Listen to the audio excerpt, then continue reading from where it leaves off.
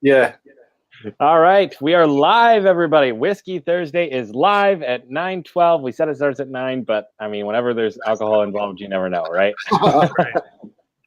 So thank you guys so much for tuning in. We've got Russ Ward with us tonight, aka the Lead King, Shane Hillier, and Austin Croman and myself.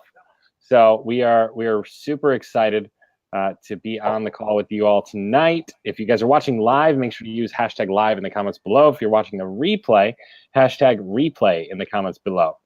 So let me ask just a quick question here. Yeah. Russ understands what this show's about, right? I think so. Did you tell him? Oh, you didn't tell I him. told him it was, laid back. We talked about real estate marketing and drink some whiskey. Okay. Yeah, we kind of went over it a little bit. We talked about it. You know that we try to get you drunk so we can steal your secrets, right? Look, I got a whole bottle of wine right here. That's good. There you go. If I figured you guys are drinking whiskey, I'll drink wine, whatever. Yeah. There you go. You know what? I'll tell you, some of the strangest evenings have been after a glass of wine, because I did not realize if you fill up a solo cup with wine, it's very different than a solo cup with beer. Yeah, it sure is. Oh, yeah. So, anyways, let's jump right into it, though. I'm Matt Kramer. You guys, for those of you who don't know me, and for us, I know we still haven't talked that much, but basically my background was a real estate agent, 6 years now. No longer doing real estate myself, doing marketing for agents. Basically, a couple of years ago, I got involved with a team. Look at him. He's showing off his drink. Well, everyone's got wine. No one has whiskey. I got wine. I've got whiskey. Hey, Oklahoma just started allowing wine in grocery stores. So I'm celebrating Oklahoma wine. Yeah, It's like here too. It's like every other state now. That's awesome. That's awesome. You guys are finally catching up. Yeah, I was in the middle of a intro, but who cares? Whatever. I think you're gonna have to start right over because nobody was. No one cares. Okay. Got into real estate marketing at some point, and that's what counts, right? Shane, Austin, you guys all real estate marketing. So let's talk to our guests who really matters, right? So Russ, tell us a little bit about your background and how you came to be aka the Lead King. Yeah, so a couple of years ago, like 2016. Can you guys hear me okay? I have my microphone. Okay. All good. Yeah, a couple of years ago, I was going through a really bad time in my life, and I, quote unquote, lucked out and got a good job at Solar City. I was selling solar, and they paid you 5 times as much if you generated your own leads. So I just did a little bit of research. How can I generate some leads? And all of a sudden, I got like 80 leads in one weekend for solar. And my second month at Solar City, I became #1 of 700 because I generated all my own leads. Mm-hmm. Made a ton of money. And for those of us who don't know, what exactly is solar? Like, what are you selling when you say you're selling solar? Yeah, so what I was actually selling like solar panels to put on houses to generate electricity, right? And Solar City has since been bought out by Tesla. And that's kind of like where the downfall went for me.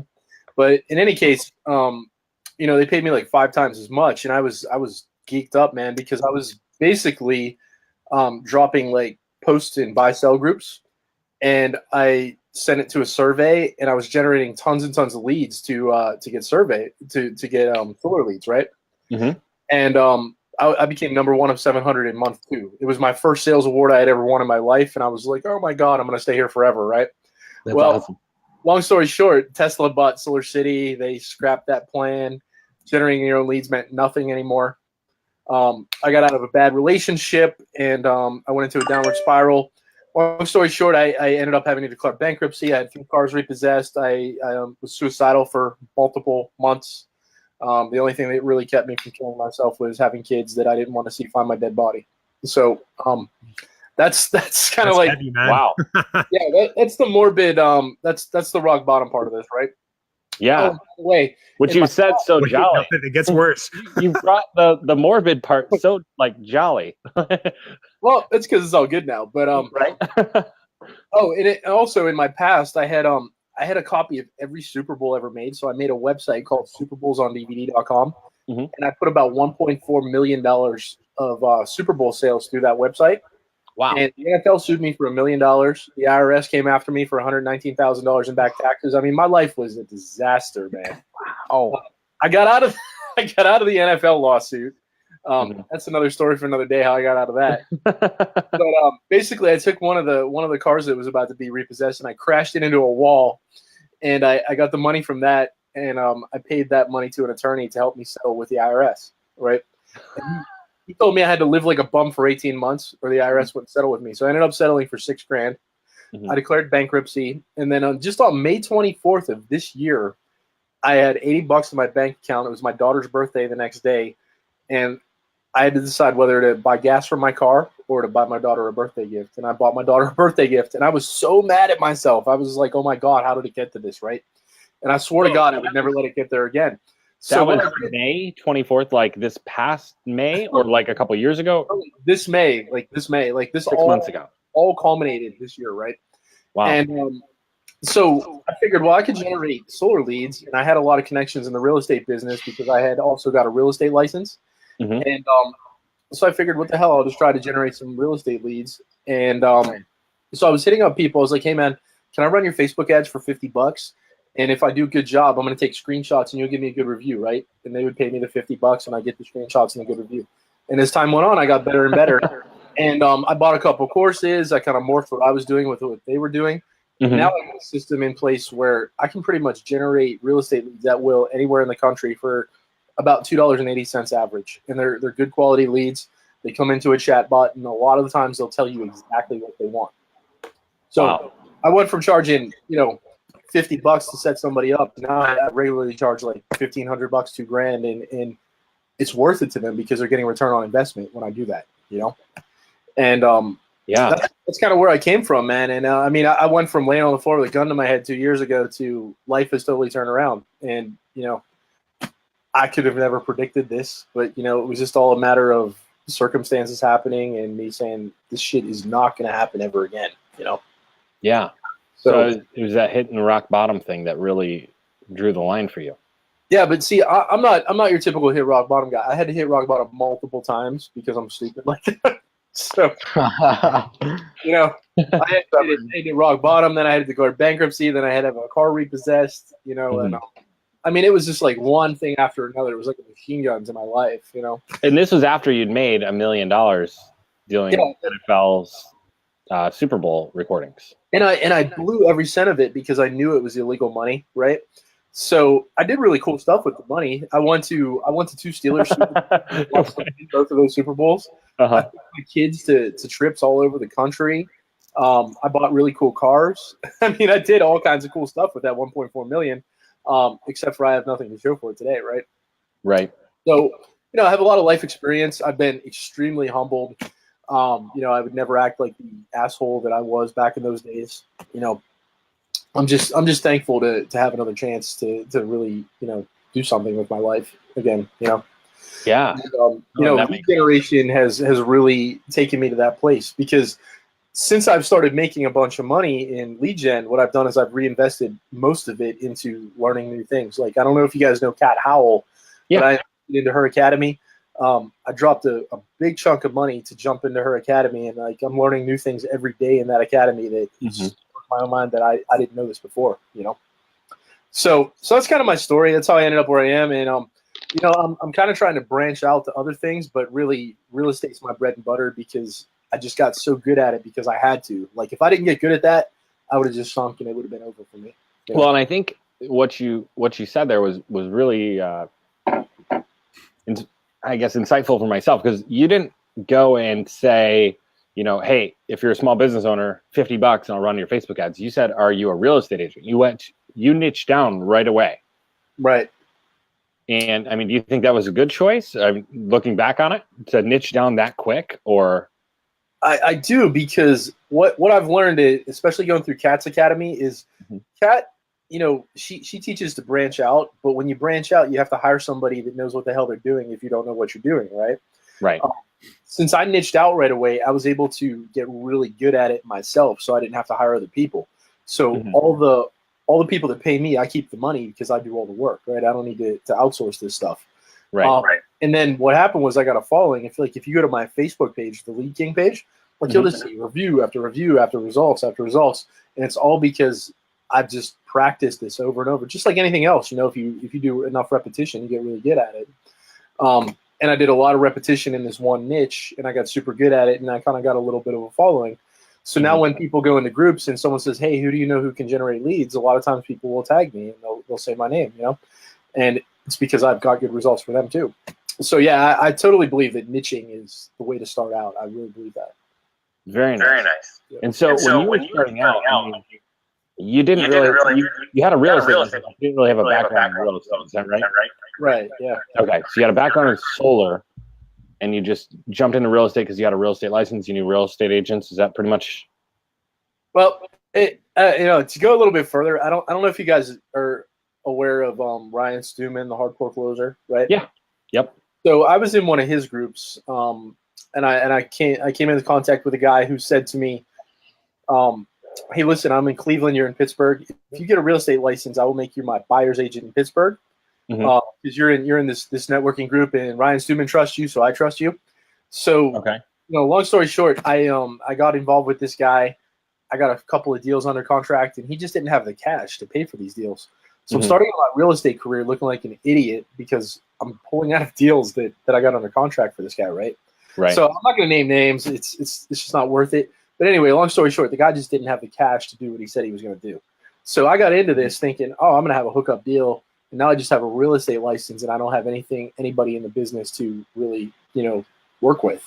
So I'm thinking, well, what am I going to do with this real estate license? And, I tried to think, am I going to sell real estate? Well, I just didn't have an answer. I didn't know what to do. So I'm leaving. I could use having a real estate license to give me credibility to sell real estate leads, right? And so a lot of times what I was doing was I was testing the advertising I was running on myself. I was generating leads for myself, and then I was referring those to other people who were in my office locally. And so then in my advertising to agents, I'd call somebody up and say, hey, listen, I'm a real estate agent just like you. I've tried this on myself. I know that it works. And, if it doesn't work, I'll give you money back. And they're like, all right, cool, I'll do that, And so having the real estate license gave me a lot of credibility as a lead generator for real estate.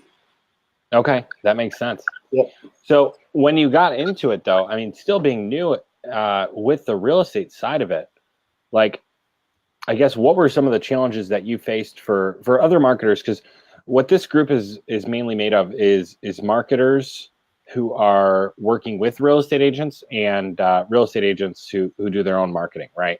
Right. So when you were getting into it, I guess, what was that learning curve like? Well, to tell you the truth, I took a couple of free courses. I bought somebody's course. And then there's this guy, Joseph Gonzalez. I don't know if you guys know that guy. He's a very active guy in the new real estate agents group. He offered a course where he would mentor you and show you how he does real estate lead generation. And you had to pay like $50, and if you got a deal, you had to give him a referral fee, right? Okay. And so I kind of morphed what he was doing with a course I bought with what I already knew, and I kind of morphed all three together.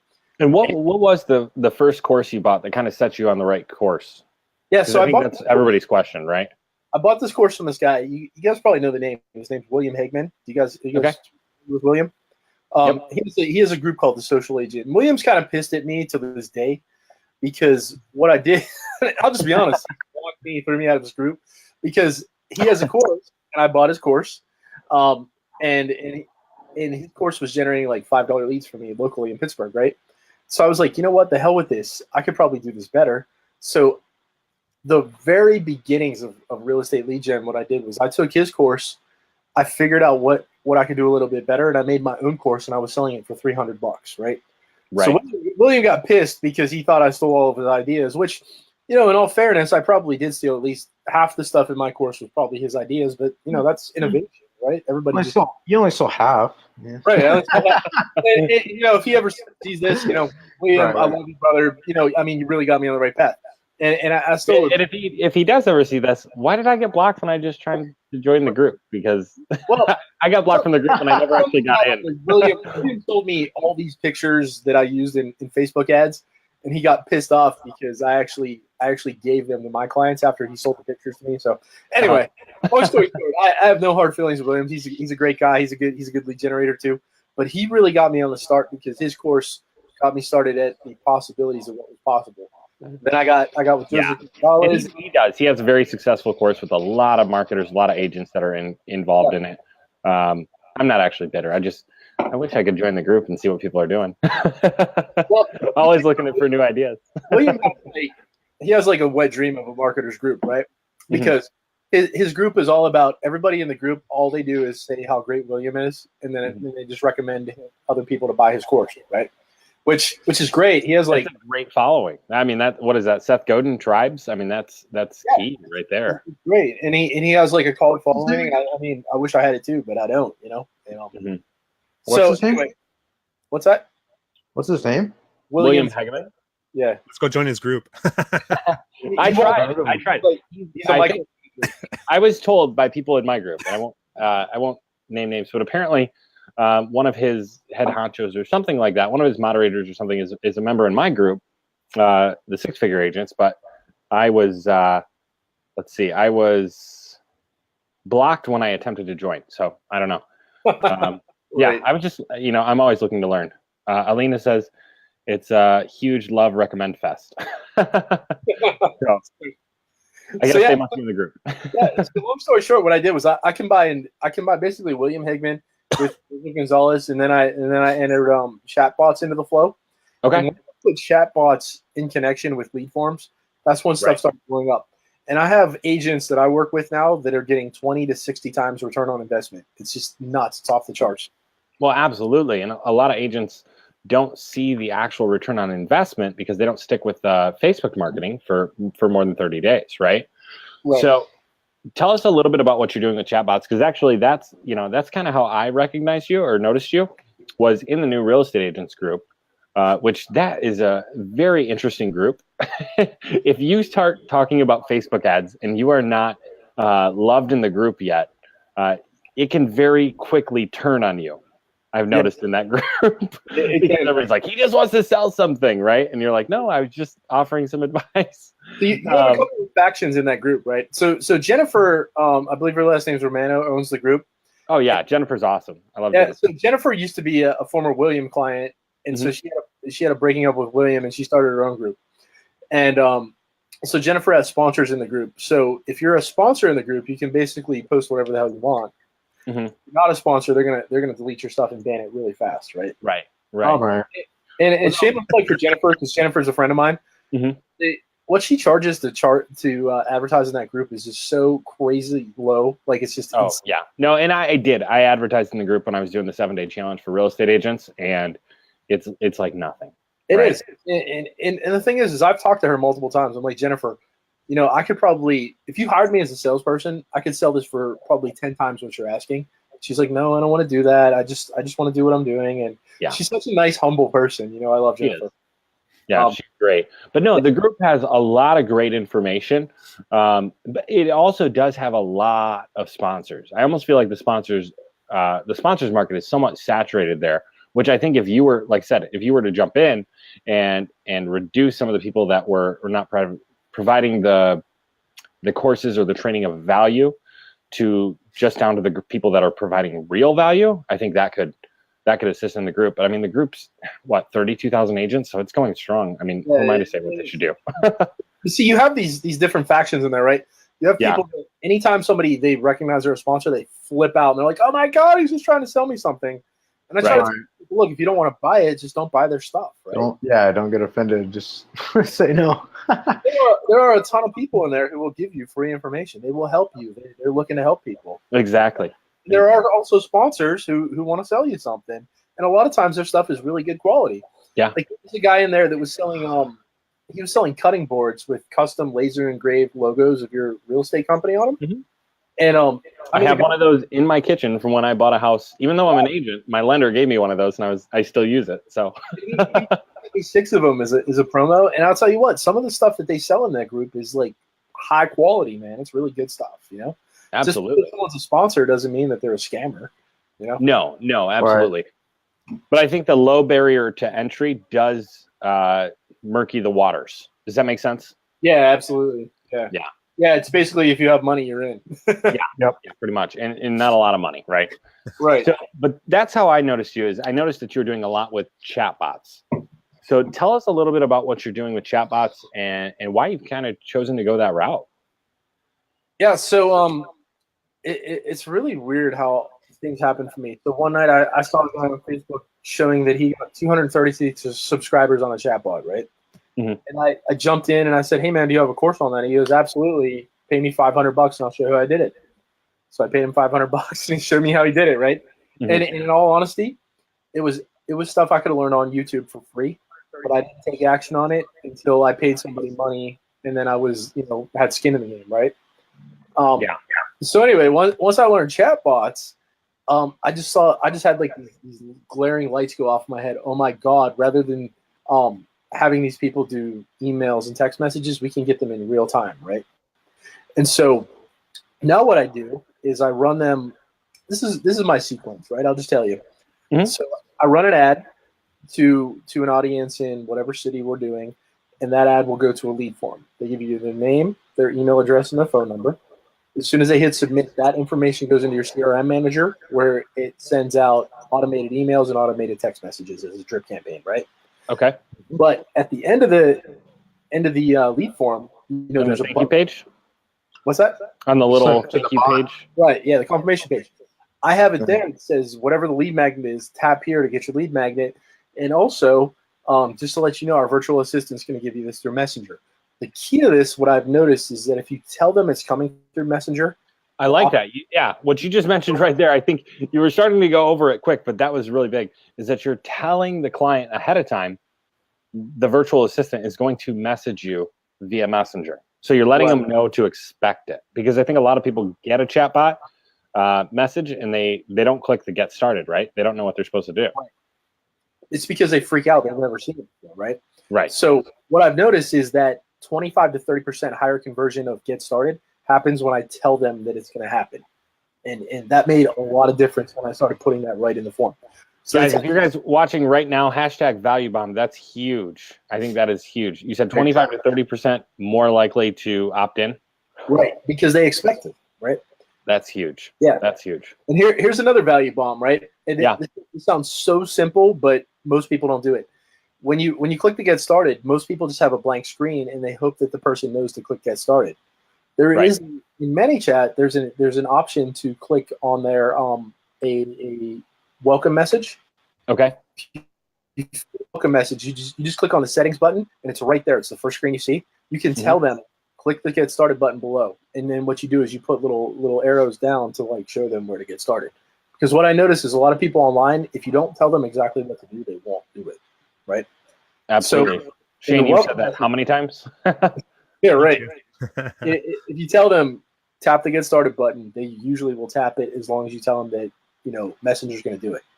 And so the welcome message is where? That's in the I'm trying to think here with chatbots. I haven't built anything out in a long time. So when you're logged into ManyChat, if you go to settings, it's the very first screen that pops up, and it's blank, right? Greeting text. Greeting text. That's what it's called. Okay, and you put something along the lines of click get started to get started. So if you're offering a list of magnet, you say tap get started below to get your list of homes instantly, and then you put like 4 down arrows. And for people that don't know, on desktop computers, if you go to a website called emojipedia.org, I believe, or it's either emojipedia.com or .org. Emojipedia, you have all the emojis. Yeah. You can do it on desktop. It's awesome, right? Let me see. Let me see if this is gonna let me share my screen. I can show it real quick. Okay. 1 second here. Oh no! Apparently, I have the wrong package. Anyways, I think you described it really well. You go to settings and then you go to greeting text. You're so cheap, Matt. I know, right? Now, my bad. Real quick though, I have to tell you guys this too. There is a glitch with ManyChat that sometimes the greeting text won't work, no matter what you do. Hang on. I'm sorry. Did we just get spammed? I'm going to be pissed if we got spammed. I can't see the comment. The Mustache Marketer have awesome video. We did. We got spammed. By who? Alex Joy. He dropped value bomb and then spammed us. Come on, man. Don't be a dick. That's not his, eh? Get out. Yeah, I know the guy. Okay. It's not his. Okay. I think he's trying to add, add value. Okay. Yeah, I think he's trying to add value. He's trying to add a value bomb. Okay. All right, Alex, we forgive you. But but don't add somebody else's videos when we have a guest on here. Like, come on. Right. Post that in the group and tell us a little bit about what you're posting before you post it. Don't just post it right in there. We were a little bit concerned, Alex. So thank you for adding the help. I jump on things when I have a little whiskey. So whiskey's your drink of choice then? What's that?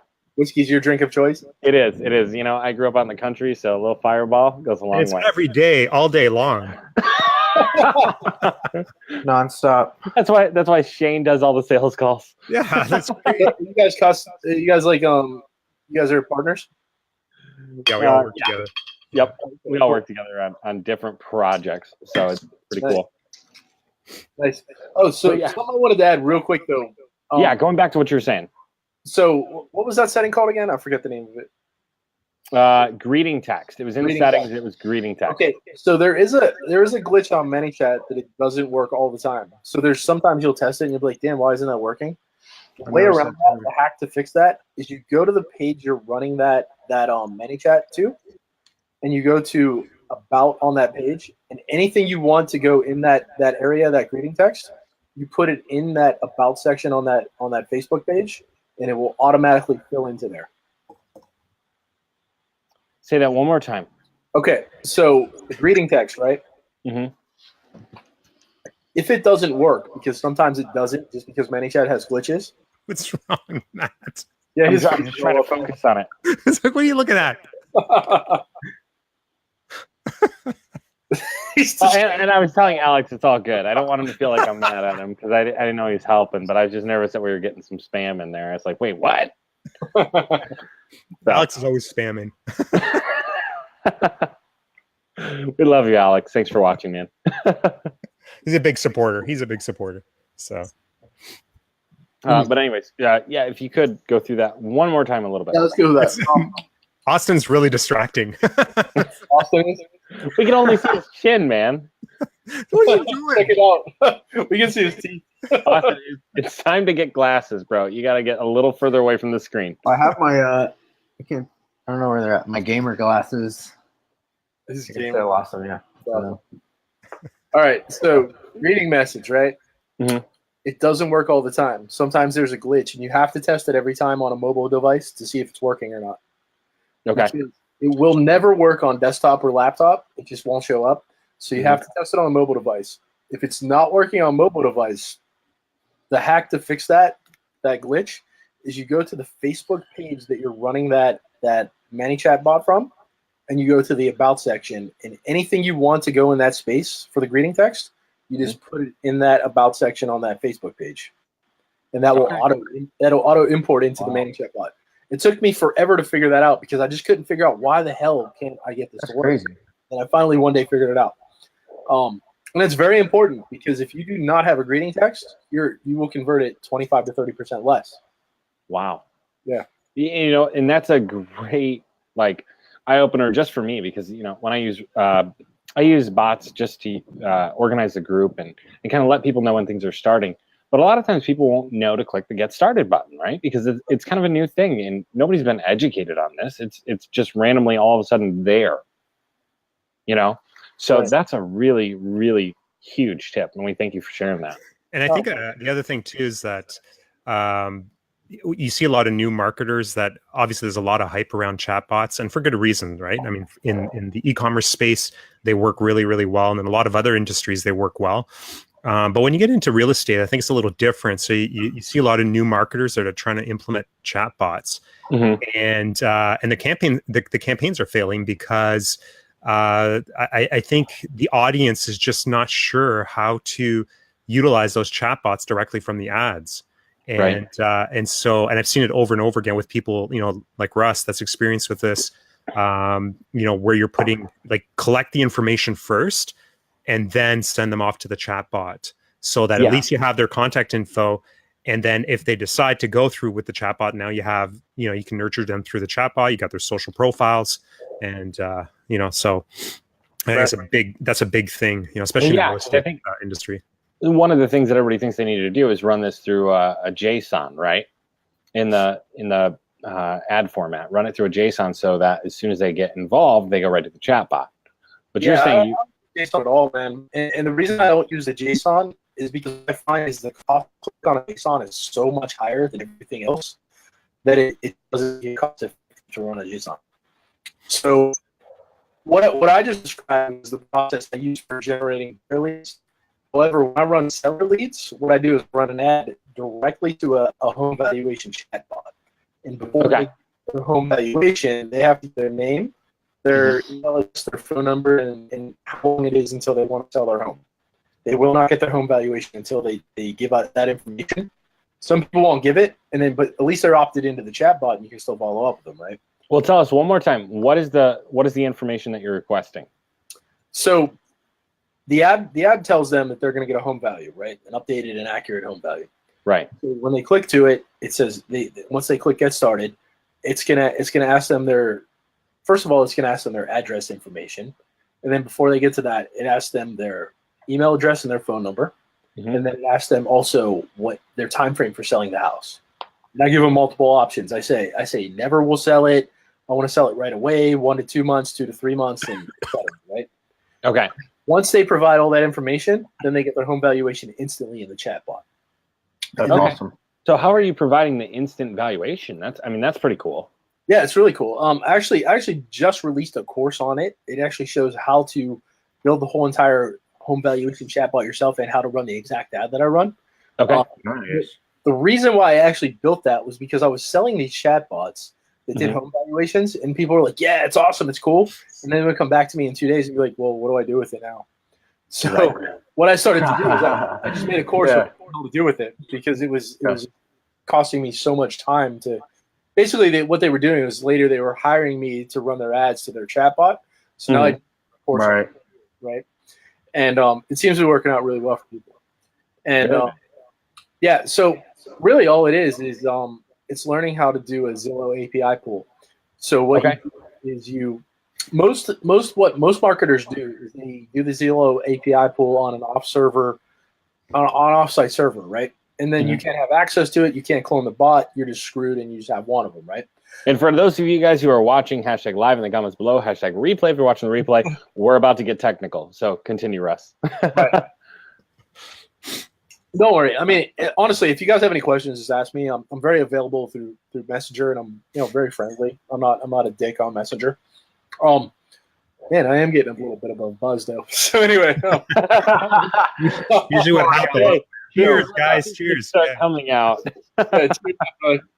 So anyway, what most people do is they run an API pool on an off server, on a server off away from you, right? So then they control your API pool.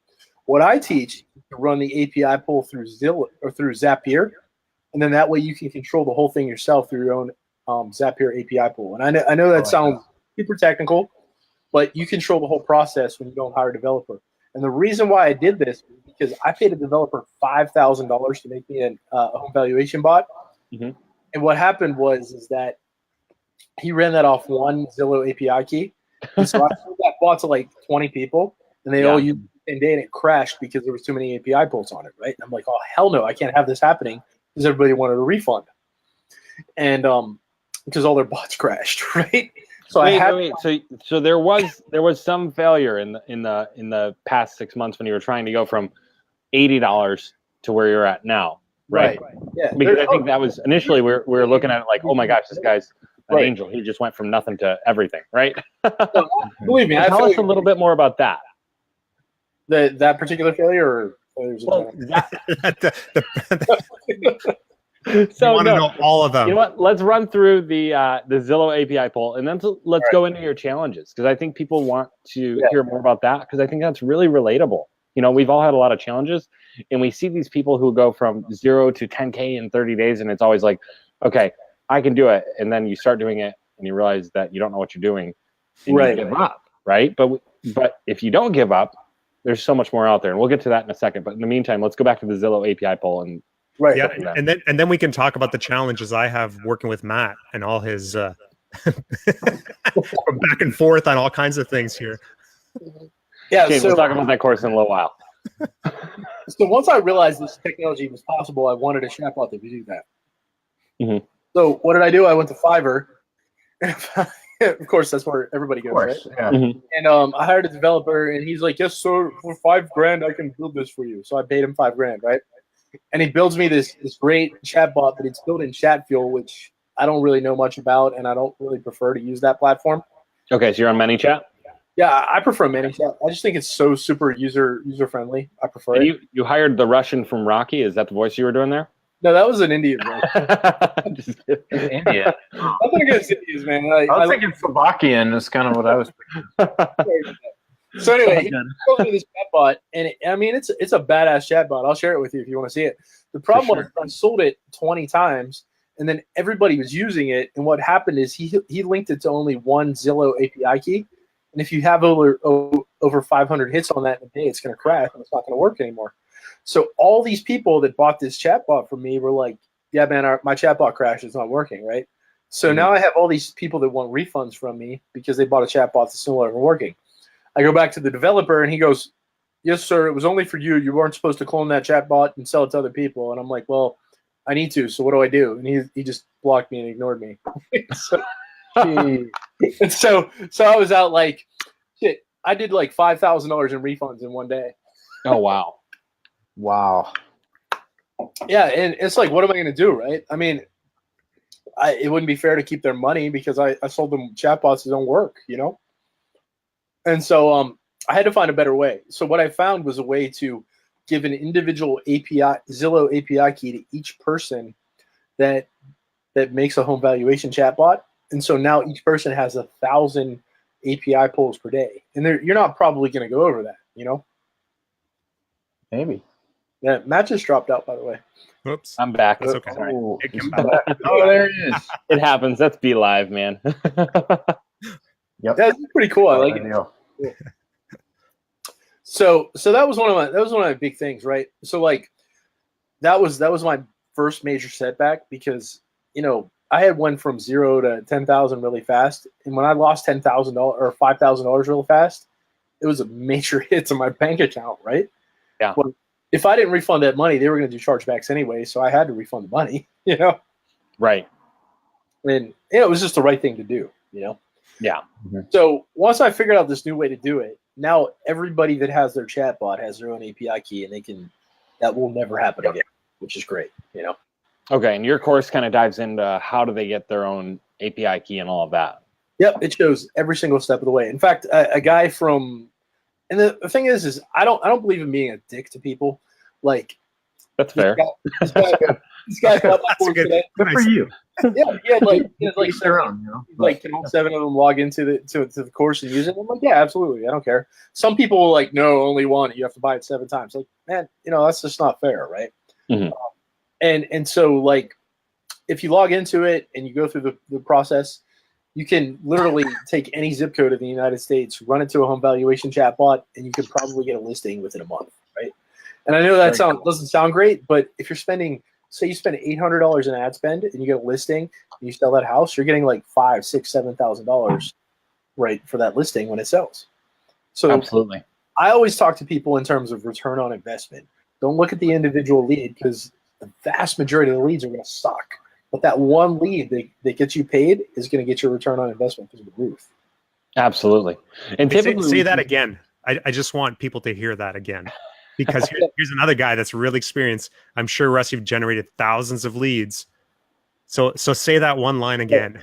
So do not focus on the individual lead. Focus on the big picture. You could spend $800 in ad spend, and then at the end of the day, if you close one deal, you're going to get massive return on your investment, right? Because I had a guy, and I'm not going to name his name. When I first started working with this guy, I brought in a lead for him that was I think it was $1 million listing, right? It was and he was like, no, it was a buyer lead, and he told the people, go to the open house, see if you like it, and then tell me if you like it, and we'll write up an offer. And I was like, what are you doing? That's a $20,000 commission. He goes, yeah, that's a low house where I live. And he lost that deal because they went and they probably made an offer to somebody else. Now, absolutely. Long story short, this particular client has actually made a 60x return on investment working with me. But that was, I had to like yell at him, like, dude, if you're gonna do this, I can't work with you because you just lost out on a deal because you were lazy as hell, you know? Right. But some of these agents, they work in markets where the average home sale is like $2 million, so they won't deal with an $800,000 client, right? So Like in Pittsburgh, the average home sale price is like $180,000, right? Yeah. Right. I would do anything to get an $800,000 buyer, you know? Right. And that's exactly right. Because, I mean, 99% of the country is not selling $800,000 homes. Right. Yep. But some of these realtors, man, like, they just don't understand how good they have it because their home sale values are so high. Like, if it's not 1.5 million, I don't want it. Well, why not? Well, sell two 800,000 and you're there. You beat it. So anyway, this particular guy and I have had conversations, and he takes all of them now. So, which is good. Hey, so I have a technical question because this is something that drives me nuts about chatbots, and nobody ever has an answer for this. But so yeah, don't set them up or anything. What's that? Don't set them up or anything. Oh, no. It's just a question I ask everybody that's doing chatbots because it's just one of those things that. Anyways, whatever. And guys, if anybody has questions, this is the time to ask, especially about chatbots. We got Russ here, and so when the agents, when the agents actually get the leads through the chatbots, are you encouraging them to engage with those leads if they start asking different questions, or is the chatbot handling everything? Yeah, so I have a sequence that I send them through, and at some point the sequence stops, right? And I highly encourage the agents to jump in there at any given time where they feel it's appropriate. So my particular chatbot on buyer leads sends them through, do you want this list of homes? And are you pre-qualified? And blah, blah, blah, blah, blah. And finally, it asks them, would you like a custom list of homes for exactly what you're looking for? If they say yes to that question, agents need to jump in there right away and engage that person. Because what I'm finding is when they jump in there immediately, what they're doing is they're building a relationship, they're building trust, and they're getting appointments. And if you get an appointment, bam, you got them as a client, right?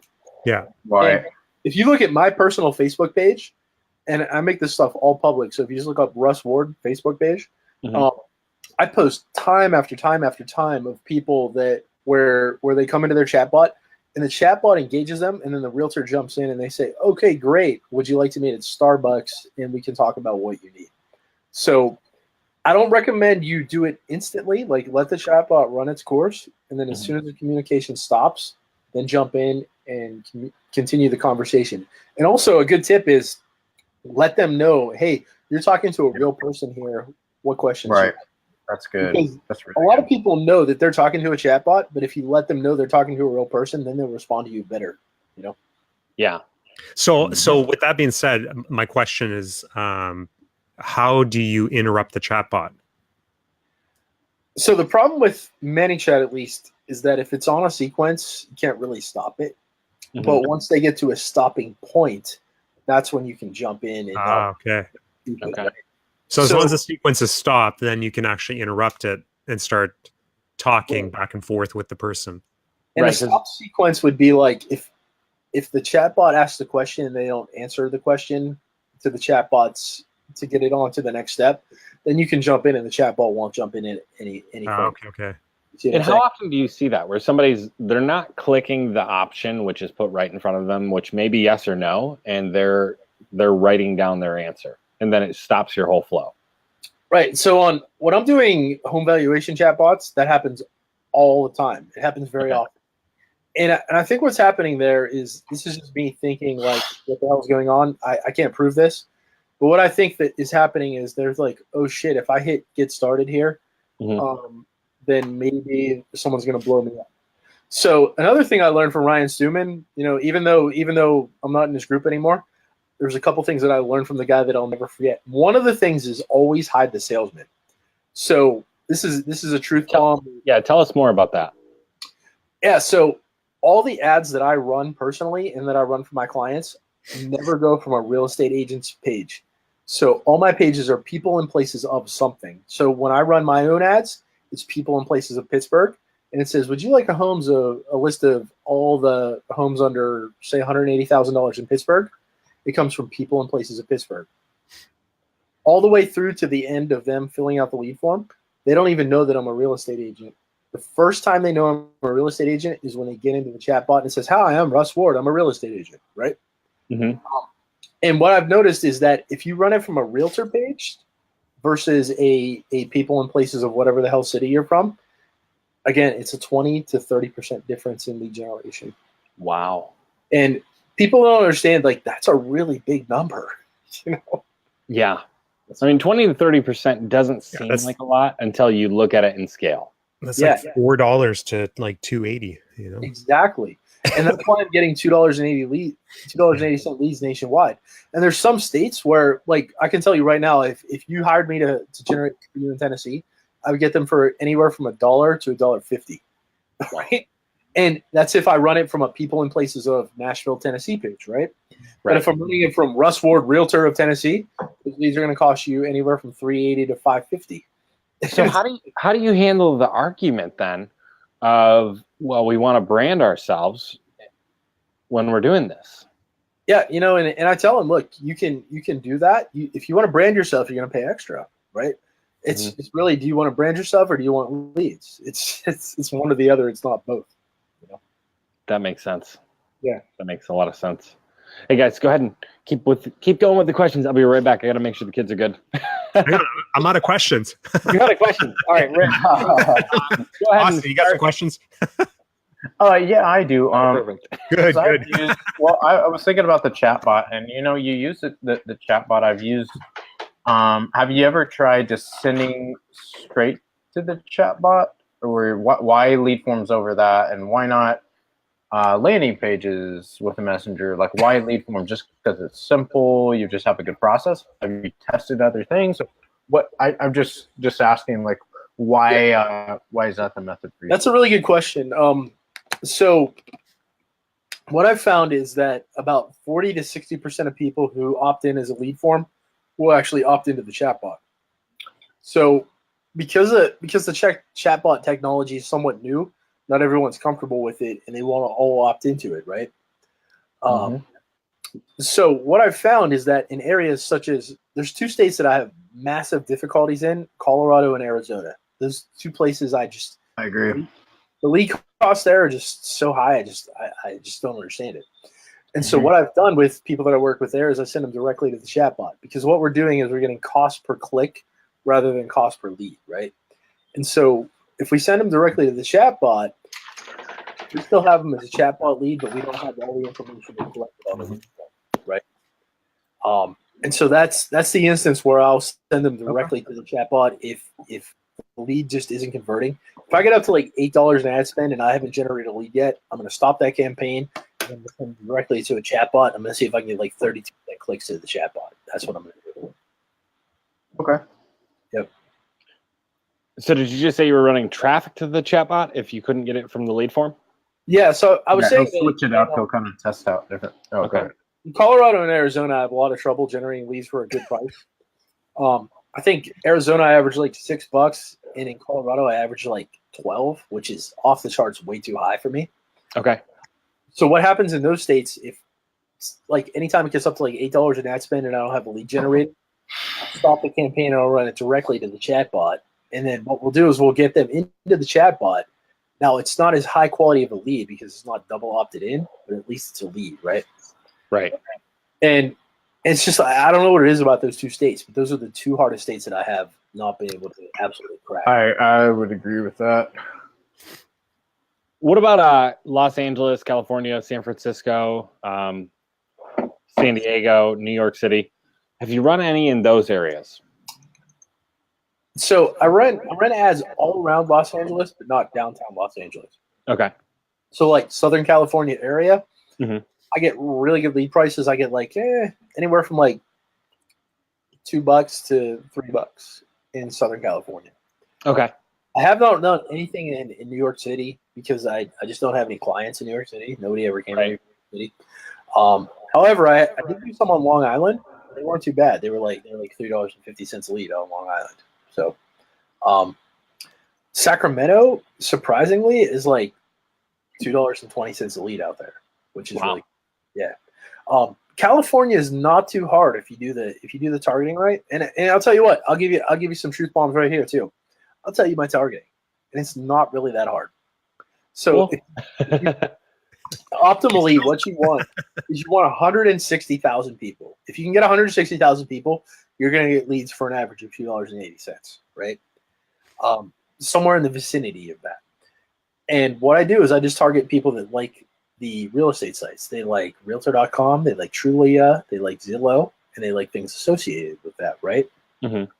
If we can get, say, an audience of 25 and up that likes those things for 160,000, we're going to get massive, great results. What I find is if we can't get that, and what I'll do is I'll just take it super broad, and I'll just take the whole entire audience of that whole city, and I'll just make it women 25 and up, and that converts like crazy. Okay. What I find is 70% of my clickers on my ads are women, 30% are men. Really? Yeah. Nice. That's very cool. Yeah. So if I'm like, for instance, in Central Oregon, right? It was one of my very first failures that I had. It was my first client that ever fired me.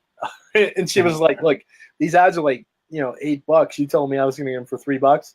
She fired me, and I just couldn't figure out what the hell was going on. So the next client I took in Central Oregon, I just ran it to an audience of women 25 and up. Facebook algorithm optimized that, and now I'm getting leads there for like $3.50. Wow.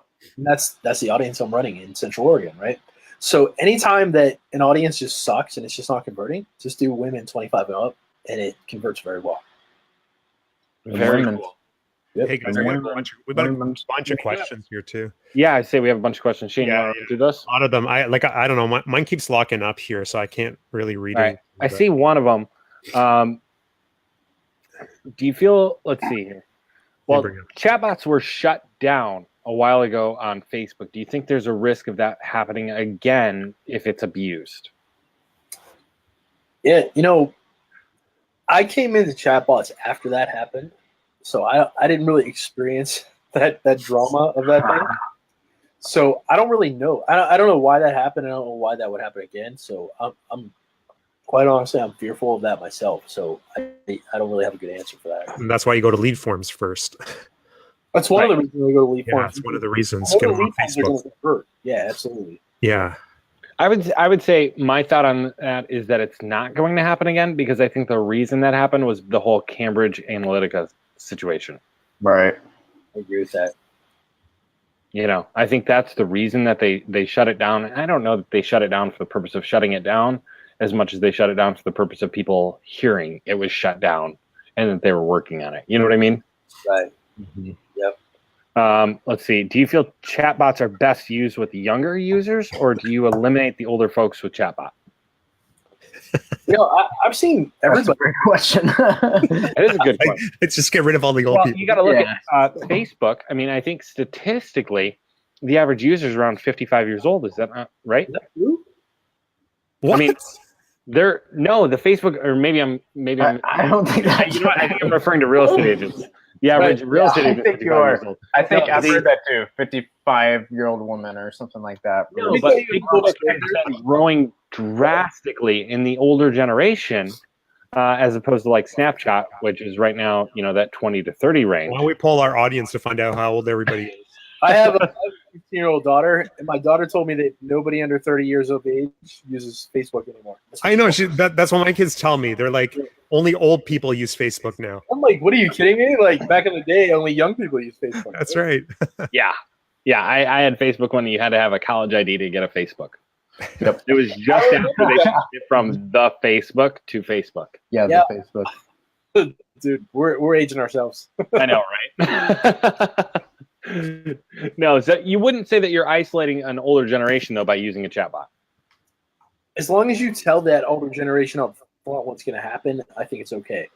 Okay. But in your ad, or somewhere along the way, you have to let them know it's going to open in Messenger, or they're still going to freak out. What I found was when I started telling them it was going to open in Messenger, the results went through the roof. So every ad I run or every conversion page that I run, it always tells them it's going to open in Facebook. It's going to open in Messenger. That's great. And Keith asks, what's a lead? Is it someone that goes to the end of the chatbot, or just an email, name, and phone number? A As soon as lead the is top a 10, lead is a lead. right. A lead is a lead is a lead. That's what. That's what. Yeah, That's what so Yeah. with my clients, Zig Ziglar. somebody uses your name, email, and phone number, and they're interested in real estate. To me, that's Right. it.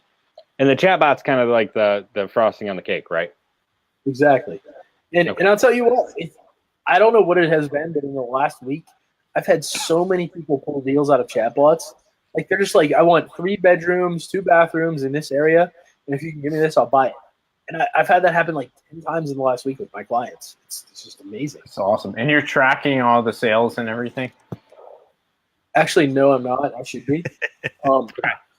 Really, what I do is I screenshot all these cool chatbot things and I post them all on my Facebook. That's all you need, man. That's fair.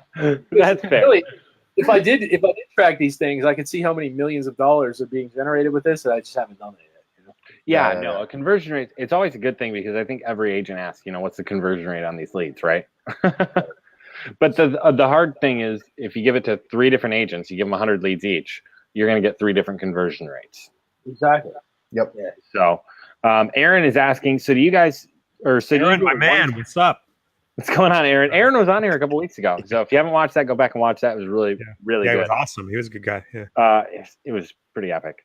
So do you do a one-time fee for the chatbot or, hang on, somebody else commented, or do you do a monthly fee? Yeah, so everything I've done so far has been a one-time fee. And the reason I do it like that is because the way I set it up is that if I set it up correctly, after 30, I give you 30 days of support. After 30 days, it should just run seamlessly. And then I put you into my personal clients group. If something messes up, like for instance, I have like 50 clients. Mm-hmm. It sucks ass. Like this month, because of targeting I've done like months ago for them, I have to change all the targeting because Facebook eliminated that targeting, right? I never abandon anybody, never leave them out cold, but I always charge just a one-time fee, and that's it. And the reason I do that is just because I feel like if I'm not doing work for you on a monthly basis, I shouldn't be charging on a monthly basis, Makes sense. And the truth is I'm really not doing, once I set this thing up for you and I optimize it and I get it working, I'm pretty much not doing any more work for you. And that's, so I don't feel good about charging you monthly for something I'm not doing. Oh, that makes sense. Alex Joy. Alex, we love you, bro. Sorry about that earlier. Alex is back. I was like, wait, who is this Alex guy? He just changed his name. That's why. Yeah. Now we don't recognize him. Okay. Yeah, Fair enough. He likes his last name better now. I like it. I like Alex Joy. It sounds cheerful. Yeah. I won't say joyful because that'd be too cliche. But anyways, how do you call the fan pages you run the ads from? People in Nashville, for example, or what does that look like? Yeah, so I always call it people and places of whatever city you're from. People and places of whatever city you're from. So I'm like, for me personally in Pittsburgh, I'm people and places of Pittsburgh. And the background image I make is like of something that the local people know, but not nationwide people would know, right? So I'm not big on putting a picture of the city. Like my background picture of people and places of Pittsburgh is like this snowball guy that works on the north side, and only people who live in Pittsburgh would know about this guy, right?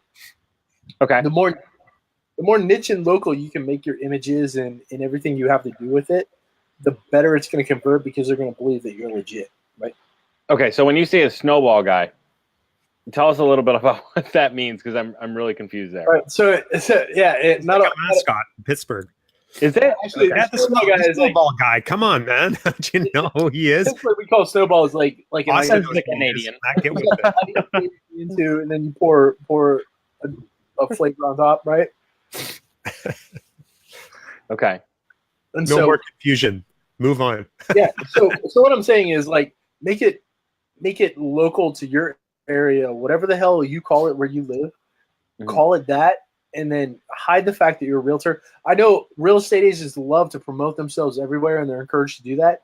But when you're running Facebook ads, it's the last thing you want to do because that's inhibiting you from getting people to opt into your page. So how do you deal with the legalities of agents that have to be one click away from all their information? Yeah, it's just something you have to deal with, right? So some states don't like that. Just ignore that part of it. So basically what you're telling me is that you're running it yourself as not a real estate agent and you're selling the leads. Right. So Which I think that is actually the way around it. It is the way around it. So my company, my actual business name is Premium Performance Marketing LLC, right? Mm-hmm. So Premium Performance Marketing is running your ads for you, not Russ Ward, the real estate agent. So I can say whatever the hell I want in my ads, and I don't have to name who the real estate agent is because I'm just generating leads, right? So it's kind of like when real estate agents buy leads off of Zillow, right? Because Zillow doesn't tell you who the agent who owns Zillow is, or something like that. Right. And another thing is I think a lot of agents get caught up in like the very details of things. And we shouldn't really care about these details. Like, who cares what the page is called? Who cares what the list of homes is? All we want is their name, email, and phone number so we can follow up with these people. Once we get them as a lead, we can do whatever the hell we want with them. What I find is one of the like biggest holdback factors of a lot of agents that I work with is like, oh my God, is the list that I'm sending them perfect? It doesn't matter. I don't even care if we send them a list or not. We just want, if that person says, hey, you didn't send me the right list, cool, that starts the conversation. All I want to happen is that we start a conversation with you and we get you into a contract. That's all we I love it. You know? I love it. We have a couple more questions here. Florence Adrian is asking, what format are the home lists sent and generated on the fly? Are you actually sending an immediate homes list, or are they giving you the criteria and your agent creates that and sends it out to them? So there's two options. They can opt in to have an agent create them a custom list for exactly what they're looking for, or they can find a homes list of, like, say for instance, $399 and below, right? So what I have is the agents go into the multi-list, generate a list of homes $399 and below in their area, and give me a link to that, and then I paste that right into the chatbot. And so when I click the button on the chatbot, it just pops that list right up. Okay. And Florence is also asking, what's the equivalent to Zillow API in Canada? Are you running any ads in Canada right now that you're using the home evaluations for? I'm not, but actually I saw somebody post today that Zillow just went to Canada yesterday. I don't know if that's true or not, but I just heard that. Yeah. Well, you could probably use it with realtor.ca, right?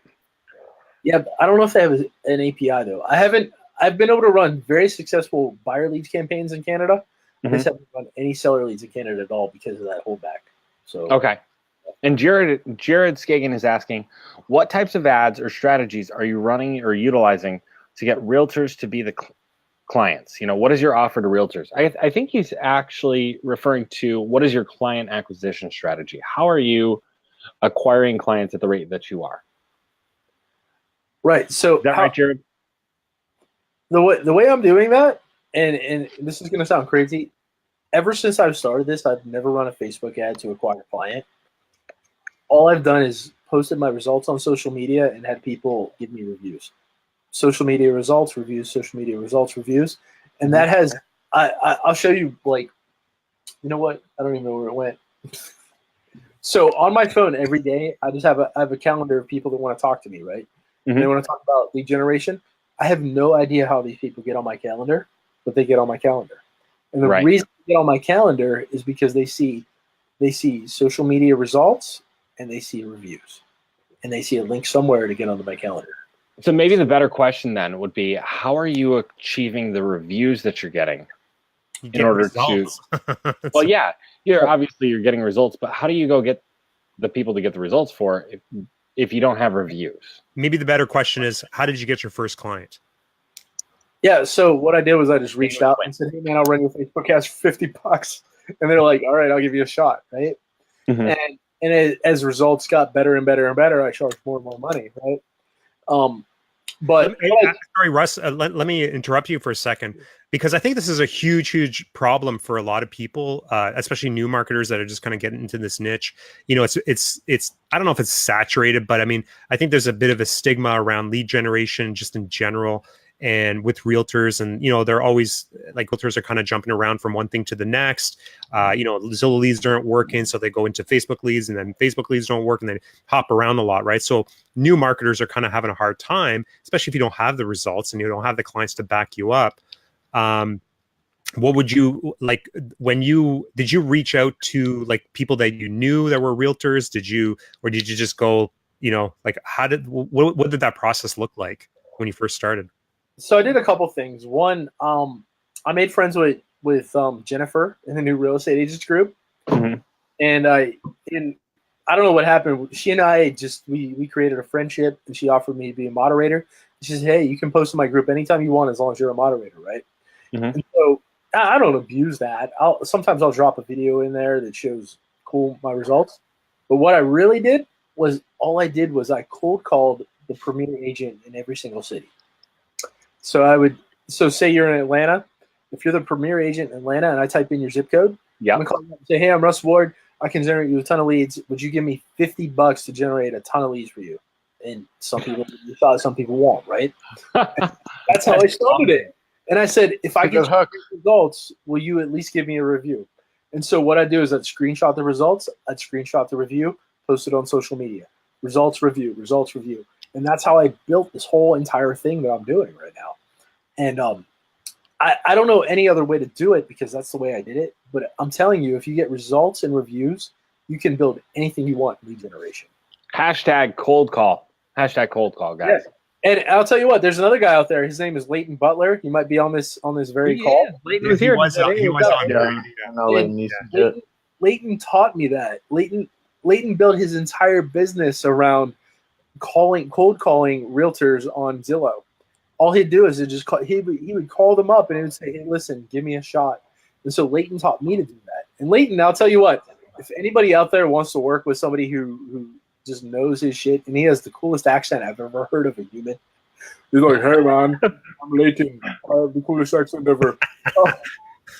I think I have a call scheduled with him tomorrow. Oh, you should totally get him on your call. Looking forward to it. The coolest accent. Can you record that, Shane? I will. Yeah. Leighton is so smart, man. I'll tell you what.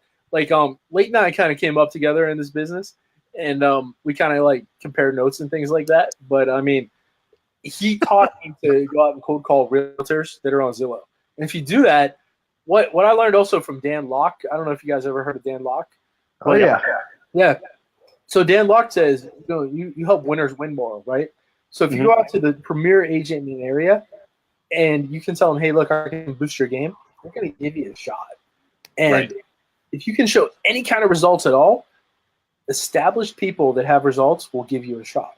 Now, you have to have some type of results. You can't just go to good people and say, "Hey, man, I'm just starting out. I want to give me a shot." You have to show them something, And they're paying for the ad spend. Is that right? Yeah, they always pay for it. Yeah. Okay. I mean, $50. $10 grand, and give me 10 grand, I'll pay for your ad spend. Right. I usually don't get people doing that, Right. Sure. So let's dive back into a little bit about, because I know we're running out of time here. So let's dive back real quick. What were some of your struggles and how did you get past them? So probably some of my struggles were just limiting beliefs. Like, oh my God, like we're up to $6 ad spend and I don't have a lead, right? And I'd freak out. I'd turn the ad off and I'd start a new ad, right? Mm-hmm. So my biggest struggles were just like doubting myself. And in reality, once you have an ad set that works and you know it works and you've tested it, and like for instance, me, I didn't believe in myself until I tested it in 20 different markets and it worked in all 20, right? Right. But if it works, just keep going with it, right? My biggest issue was I doubted myself. I didn't have enough self-belief. I had been in such a bad place for such a long time that I thought everything I did would eventually just go to shit. Makes So, sense. and so what I'd recommend to anybody who's out there generating leads is that if it's working, just keep going with it, just don't quit. Makes sense. Yeah, it's good.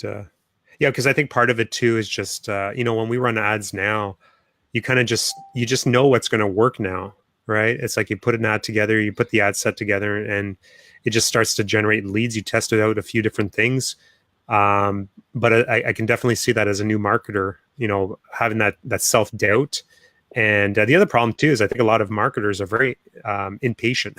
They put something together, and if it doesn't work within the first 12 hours, they shut it off, right? It's like, you got to give it a little bit of time and, let Facebook do its thing and spend a bit of money. And Yeah, if you're not running $100 a day, then you can't judge things by a 12-hour span. Yeah, it's funny because almost 100% of my clients do $10 a day, right? And it's because that's what they can afford. And I don't blame them. I mean, it's their budget. Their budget's $300 a month, right? And so I meet them where they're at. But fortunately, I have a system in place that I can still get them relatively good price leads, right? So do you build out the ad for them, or are you just building out the chatbot? I build everything for them. Start to finish. Yeah. So you charge that setup, and then you don't charge anything ongoing after that? I don't, and like I talked about before, I'm in Cat Howell's Academy, and what Cat talks about is you charge a setup fee to set up everything up, and then charge a monthly retainer. I haven't done anything at all like that yet because, quite honestly, it's a limiting belief that I have that no one's going to pay me $10,000 to set their shit up, right? Right. Why would they do that? Because it's so easy for me to do that. Why would they pay me to do it? They don't know it's easy for me to do that because I do this every single day, all day long, right? Some days I sit in my office and I do nothing but run ads all day long for 18 hours straight. And I don't eat, I don't drink, I don't piss, I don't do anything, right? I just run ads. Yeah. Sounds like Austin. But yeah, right. Austin's been gone for a whole week. If I just piss all day. You know what? It's like, where's Austin is the Thursday question, right? Austin's making money. That's what he's doing. Where is Austin? If Austin answers your questions in the group, I feel honored. What group? I've seen so many, the past week, Austin, I've seen so many people tag you all over the place. And it's like, where is this guy? Hey, okay, but some of those people messaged me directly, and I just never said anything. I get it. Fair enough. So that's happened. But yeah. Yeah. Awesome. No, so you would say the biggest challenge that you face is limiting beliefs. I really would, because at first, I was so, this is going to sound so silly, but at first I was when I was charging $50, I was like, oh my God, I hope they like the results, so then I'll ask for a refund, right? And then when I upped up to $100 and $200 and $300, every step along the way, I would just hope they were happy enough that they wouldn't ask me for a refund. Because before the refund, because I just had crazy shit going on in my life, and if they did a chargeback on me, my business was just imploded, right? Yeah. So really, that was limiting beliefs. Now I know, in any city, I can generate leads at will, but it's weird. I still have this limiting belief that maybe I just won't get those results. When I know damn well I'm going to get those results, I still have that limiting belief in my head, Mm-hmm. And if you can overcome that, it's really hard to overcome limiting beliefs. But well, how do you get past it when it becomes an issue? Run a shitload of ads. Just get good at it. I think a lot of it comes just with experience. Eventually you start believing what you're doing, and the experience just gives you that confidence that you can actually do this. Yeah. And when I see customers getting, clients of mine getting 20, 40, 60 ROI, and I'm like, you know what, this is legit. I actually know what the hell I'm doing, and because people are getting $20,000 commissions. I just had a guy the other day. He told me, hey, I have a closing in a couple of days. I'm going to send you a present. Give me your address, right? I'm like, well, why are you sending me a present? Just because I made $30,000 on this transaction. He goes, I paid you $1,500. I feel like I want to send you a present. And I haven't got that. It's just I can't believe I came from $80 on May 24th. What was the gift? We all want to know what the gift was now. I want to know what a cupcake. A bunch of cupcakes. Well, I don't care what it is, but on May 24th, I hit $80. Now I'm making 10 to 12 grand a month, and I have people telling me they're going to send me presents, It's just blowing my mind because, just getting good at lead generation has literally changed my whole life. That's awesome. Guys, if you've enjoyed this, make sure to hashtag value at the bottom below. Comment hashtag value. If you watch the whole thing, start to finish, hashtag trooper.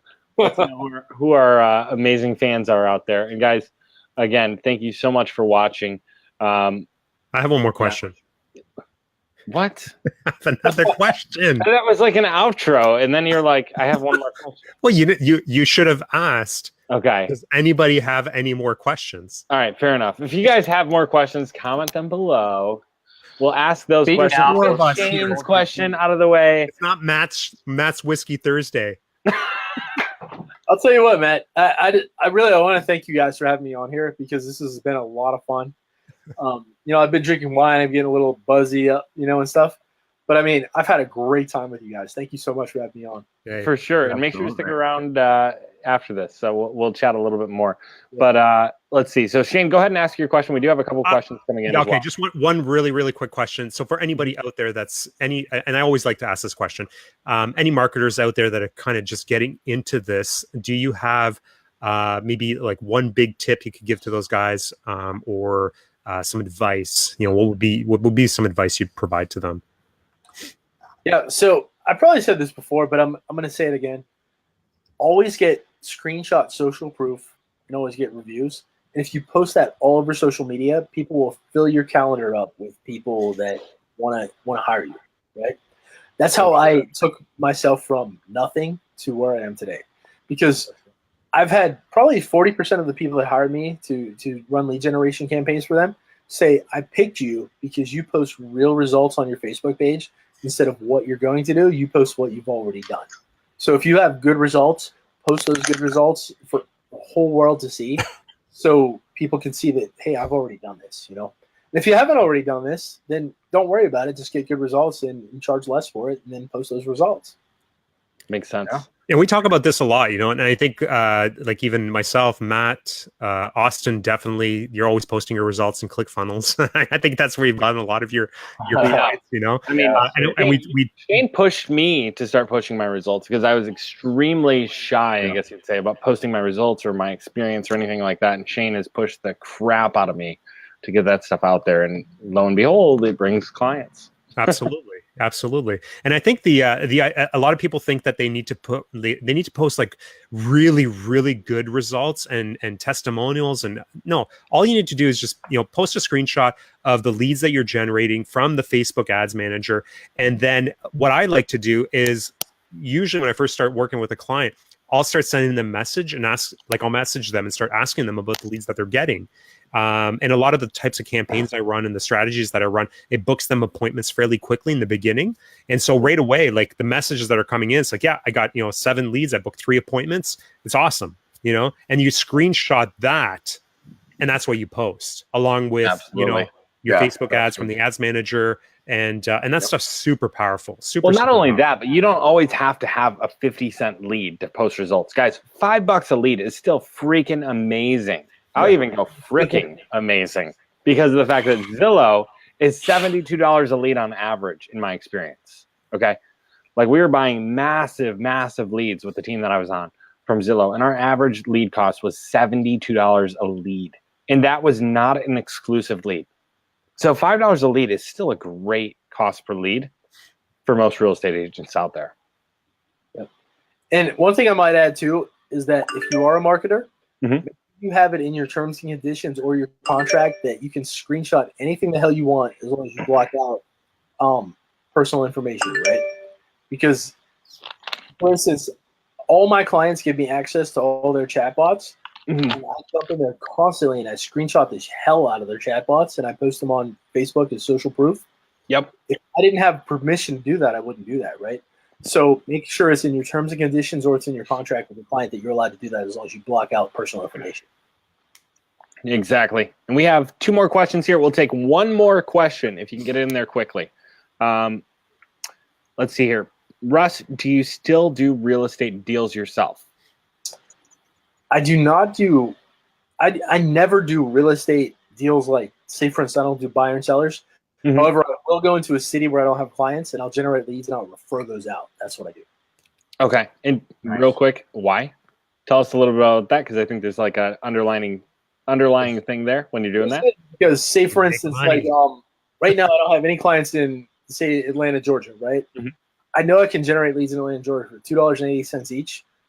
It would be stupid for me not to generate leads there for my own and refer those to a local agent who can pay me a 25% commission. Absolutely. You know what I'm saying?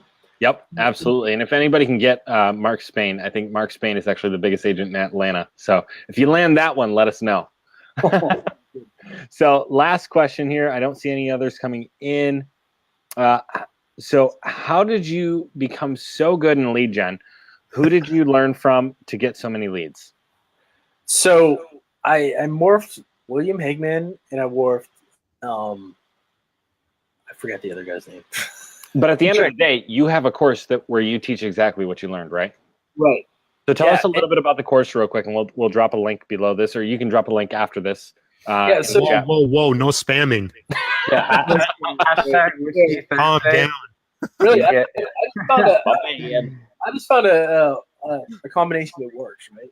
So I offer a list of homes under a certain number, and I show a photo slideshow of homes in that area, send them to a lead farm, and then send them to a chatbot. And that's what's worked for me off the charts every single city I go in. Fantastic. Fantastic. Unless you're Colorado or Arizona. I can't. Then it's up in the air. Colorado's, it's tough. It's funny because I think Joe Sissel is watching this, and Joe is generating leads. He's an agent himself, and he's generating leads for himself for like $1.50 a piece in Colorado. It's crazy. Really? So I would love to buy his course. Right? Joe, where's your course? No, but anyways, any other questions from you guys? Thanks, Matt, for asking. Yeah. Shane, go ahead and close us out. Hey, you go nuts, man. You've been running the show the whole night. It's all good. I'm okay with it. I'm perfectly fine with it because I'm not feeling well. Right? I was gonna say, 3 days. just so everybody knows, Shane has reached out and said he was sick. And Austin has told us about the amazing deal he got on alcohol last night or today. Dude, they have. We knew who was going to have to ask the question. Bro, Trader Joe's has premium wine. Go ahead, Austin. $5, man. I don't even know. Roulette Road. I don't even know. I buy a wine I don't even know how to pronounce because it's like $5 and it's normally 15. That's what you do, man. Organic. $5. He's going home and going, babe, guess how much I saved us today? $7, man. So whatever. Guys, I got y'all beat because I got Aldi wine for $2.89. That's crazy. Hey, we have $2. We do have $2. If you have an Aldi near you, hashtag Aldi rocks. Hey, we got $2 Chuck here, man. Do you? Yeah, dude. I gotta find Chuck, bro. that. Trader Joe's. Trader Joe's, man. That's good Yeah, stuff. bro, Cool. you gotta go. Well, Russ, thank you so much for being on here and giving out so much information. Stick around. Don't hang up real quick. And we're going to talk a little bit more. But again, thank you, everyone, for joining in. If you guys enjoyed this, hashtag value. If you stuck around through the end, hashtag trooper. And we'll talk to you next week on Whiskey Thursday. Take care. Sounds awesome. And this is like the awkward moment when wireless takes a while to end the broadcast.